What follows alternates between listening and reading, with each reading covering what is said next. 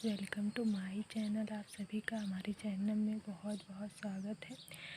चलिए हम आज बायोलॉजी के एक स्पेशल टॉपिक शुक्राणु जनन की ओर चलते हैं, जो बहुत ही इंटरेस्टिंग टॉपिक है। वीडियो में लास्ट तक बने रहिए, बहुत ही मीनिंगफुल और नॉलेजकर वीडियो होने वाली है। तो चलिए हम चलते हैं। जैसा कि आप लोग देख पा रहे होंगे, ये वृषण है जो कि मुख्य जनन अंग है, जिसे गोनेट्स भी कहते हैं। ये मनुष्यों में एक पेयर पाया जाता है। ये वृषण की जो सेमिनिफेरस ट्यूब्यूल्स है, इसकी फुल पिक मैं आपको दिखाती हूँ, जिसके द्वारा आप समझ पाएंगे अच्छे से। तो चलिए चलते हैं। ये देखिए, ये सेमिनिफेरस ट्यूब्यूल्स की अनप्रस्थ काट है, जिसमें अच्छे से आप देख सकते हैं। ये वृषण के अनुप्रस्थ काट है। आप इसमें देखिए, ये जो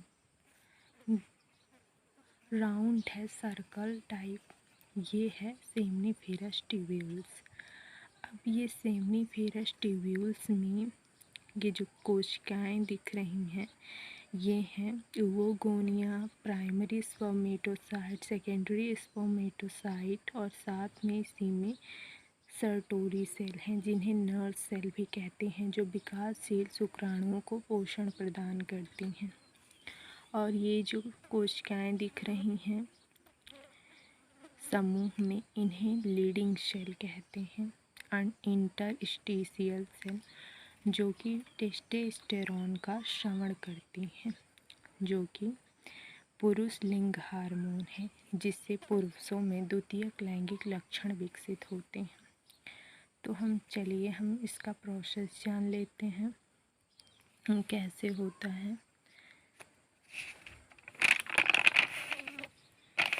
तो देखिए, सबसे पहले हमारे वृषण की कुछ स्पेशल कोशिकाएं होती हैं, जिन्हें प्राइमोर्डियल जर्म सेल कहते हैं।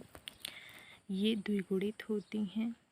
ये माइटोसिस विभाजन के दौरान अन्य कोशिकाओं से अलग हो जाती हैं, जिससे गुणन फेज कहते हैं। अर्थात जिसमें माइटोसिस यानी समसूत्री विभाजन होता है, उसे गुणन फेज कहते हैं। इसमें प्राइमोर्डियल प्रारंभिक जर्म सेल जो होती हैं, एपिथेलियल सेल, वे समसूत्री विभाजन के द्वारा अपनी संख्या में वृद्धि करती हैं और स्पर्मेटोगोनिया बनाती हैं। ये स्पर्मेटोगोनिया आगे चल के पोषक पदार्थों को ग्रहण करती हैं और प्राइमरी स्पर्मेटोसाइट में बदल जाती हैं। अब ये प्राइमरी स्पर्मेटोसाइट मैच्योरेशन फेज में होता हुआ, अर्थात इसमें मियोसिस फर्स्ट डिवीजन होता है, जिसके द्वारा ये 2 भागों में विभाजित हो जाती हैं यन कंडीशन में।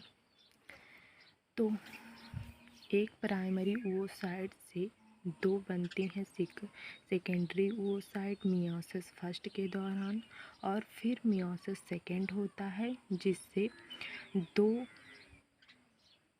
स्पर्मेटिड्स शुक्राणु पूर्व कोशिका बनती हैं, जो गोलाकार होते हैं, अचल होते हैं। और ये गोलाकार अचल स्पर्मेटिड्स अगुणित होते हैं, जो आगे परिपक्व होकर स्पर्म चलनशील स्पर्म बनाते हैं, शुक्राणु बनाते हैं। तो हम जानते हैं आगे, ये सारी संपूर्ण क्रिया सेमिनिफेरस ट्यूब्यूल्स में होती है।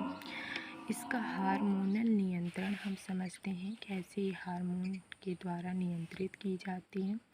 हाइपोथैलेमस बहुत ही फेमस ग्रंथि है, आपने सुना होगा।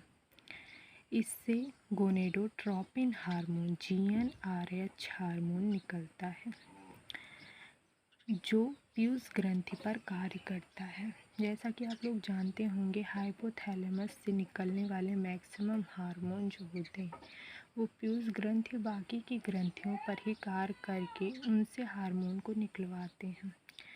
जैसे कि पीयूष ग्रंथि के अग्रपिंड पर कार्य करता है गोनेडोट्रोपिन हार्मोन, जिससे 2 हार्मोन निकलते हैं। एक LH निकलता है जिसे ल्यूटिनाइजिंग हार्मोन कहते हैं, जो लीडिंग सेल पर कार्य करता है, अर्थात अंतराली कोशिका पर कार्य करता है। और अंतराली कोशिका पर कार्य करके उन कोशिकाओं से टेस्टोस्टेरोन मानव लिंग नर हार्मोन का स्राव करता है, जो द्वितीयक लैंगिक लक्षण नरों में विकसित करती हैं, जैसे दाढ़ी मूंछ आना और स्पर्म का निर्माण होना आदि। आवाज़ का भारी होना, सीना चौड़ा हो जाना। अब हम जानते हैं FSH hormone, follicular stimulating hormone, जो कि पीयूष ग्रंथि के अग्रपिंड से निकलता है हाइपोथैलेमस हार्मोन के कारण, GnRH के कारण, जो सर्टोली कोशिका पर कार्य करता है, जिन्हें नर्व सेल भी कहते हैं। ये सर्टोली कोशिकाएं शुक्राणुओं को पोषण देती हैं और साथ में एक इनहिबिन का श्रवण करती हैं, जो कि इस संपूर्ण प्रक्रिया का नियंत्रण करता है। और इसी संपूर्ण हार्मोनल नियंत्रण पर ये हमारा स्पर्मेटोजेनेसिस आधारित है। एक बार वापस से मैं आपको सेमनीफेरस ट्यूब्यूल्स दिखा देती हूँ, अर्थात वृषण की अनुप्रस्थ काट को देख लीजिए अच्छे से। ये हमारी जो दिख रही है ये है सेमनीफेरस ट्यूब्यूल्स सर्कल टाइप में, और ये वृषण का भाग है। इसी में ये लीडिंग कोशिका हैं, जिन्हें अंतराली कोशिका भी कहते हैं। और इसमें जो बड़े साइज की हैं ये है हमारा कौन से सेल, नर्स सेल, जिसे सर्टोली सेल कहते हैं, जो शुक्राणुओं को पोषण देती है। और ये हैं वोगोनिया, primary spermatocyte, secondary spermatocyte, spermatids, और ये शुक्राणु सब क्रम में लगे हुए हैं। तो उम्मीद करती हूँ ये सारी बेसिक जानकारी आप सभी के लिए हेल्पफुल होगी। Thank you.